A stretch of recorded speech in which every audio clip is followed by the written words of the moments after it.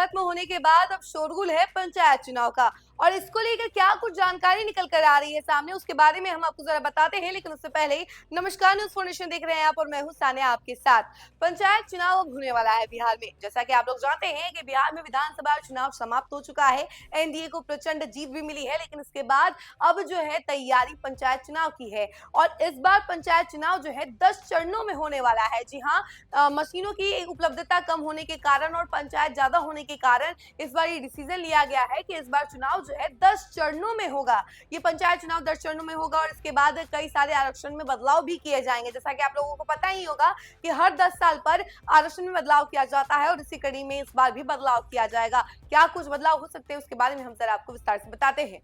राज्य निर्वाचन आयोग के मुताबिक वर्ष 2006 में बिहार पंचायत एक्ट में संशोधन हुआ था। इसके बाद वर्ष 2016 और वर्ष 2021 में पुराने आरक्षण पर चुनाव हुआ। इस बार आरक्षण का रोटेशन होगा, यानी जहां सामान्य कोटि की सीट में है वहां जनसंख्या के आधार पर वह आरक्षित हो सकती है। इसी तरह आरक्षित कोटि की सीट सामान्य कोटि के खाते में सीटें जा सकती हैं। मल्टीपोस्ट ईवीएम मशीन इस समय बिहार में नहीं है। इसकी खरीदारी राज्य निर्वाचन आयोग कर रहा है। राज्य में पिछली बार सिंगल यानी कि एकल पोस्ट वाले ईवीएम से पंचायत चुनाव कराया गया था। इसको राज्य निर्वाचन आयोग ने निर्वाचन विभाग से लिया था।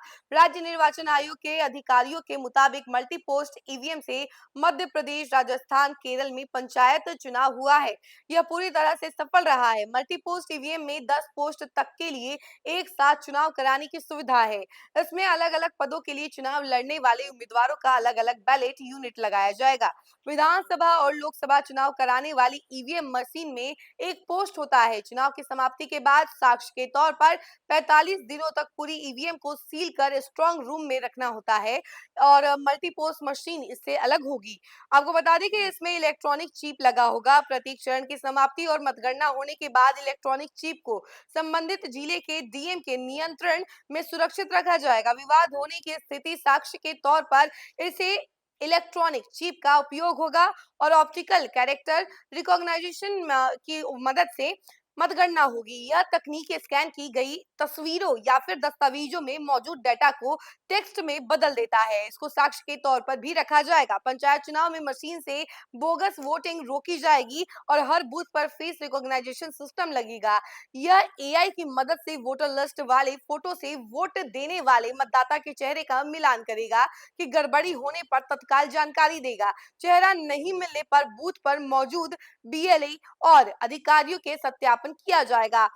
नगर निकाय उपचुनाव में राज्य निर्वाचन आयोग ने मतदाताओं को ई वोटिंग की सुविधा दी थी। इसका ट्रायल सफल रहा है। अब पंचायत चुनाव में ई वोटिंग की सुविधा के लिए कानून में बदलाव करना होगा। इसके लिए राज्य निर्वाचन आयोग के द्वारा प्रस्ताव दिया जाएगा। सरकार की हरी झंडी के बाद पंचायत चुनाव में वोटरों को यह सुविधा मिलेगी। राज्य निर्वाचन आयोग द्वारा तय समय पर ही चुनाव कराने की तैयारी है। वर्ष 2001, वर्ष 2006 और वर्ष 2011 और वर्ष 2016 में पंचायत चुनाव फरवरी से अप्रैल के बीच हुआ था। वर्तमान पंचायत का कार्यकाल वर्ष 2027 के दिसंबर में समाप्त हो रहा है।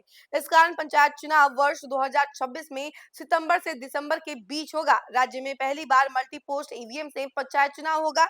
इसके लिए मशीन की खरीदारी की प्रक्रिया शुरू की गई है। इसके साथ ही अन्य नई पहल जो है वो भी हो रही है। पिछले चुनाव में एक पद वाले ईवीएम का उपयोग किया गया था और उस वक्त मुकेश कुमार सिन्हा सचिव थे और राज्य निर्वाचन आयोग बिहार की तरफ से सचिव उन्हें बनाया गया था।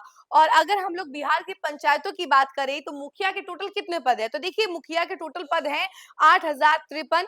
तो वहीं ग्राम कचहरी सरपंच का जो पद है वो है 8053 और वार्ड सदस्य 1,13,307 पद है। और वहीं पंचायत समिति सदस्य का 11,497 है और पंच का 1,13,307 है। और वहीं जिला परिषद सदस्य का 1,162 पद खाली है। इस सभी पदों में पहले आरक्षित सीट है। एससी, एसटी, अन्य इन सभी आरक्षित पदों में 50% महिलाओं के लिए आरक्षित है। तो देखिए ये सब चुनाव में भी जो जो चीजें होने वाली हैं उसके बारे में हमने आपको बता दिया है। और जैसा कि आप लोग जानते हैं कि इस बार जो है पंचायत चुनाव 2026 में होने वाला है और ये सितंबर से दिसंबर के बीच होना है और 10 चरणों में चुनाव होना है, जो कि काफी इंपॉर्टेंट है क्योंकि अभी मल्टी पोस्ट ईवीएम जो है नहीं है और मशीन की कम उपलब्धता होने के कारण ये डिसीजन लिया गया है कि 10 चरणों में चुनाव होगा और इसके लिए जो है अब ईवीएम और मल्टी पोस्ट ईवीएम मशीन जो है खरीदा जा रहा है। इस खबर में फिलहाल के लिए इतना ही। ऐसी तमाम अपडेट के लिए जुड़े रहे हमसे और देखते रहे न्यूज़ फॉर नेशन। धन्यवाद।